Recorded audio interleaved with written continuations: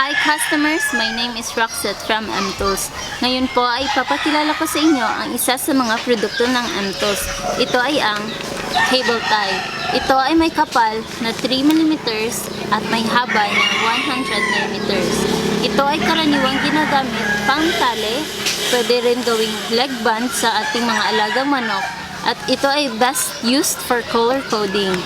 Ang mga available na kulay ay rose, pink, dark green, black, red, yellow, blue, green, white, light orange, and light green.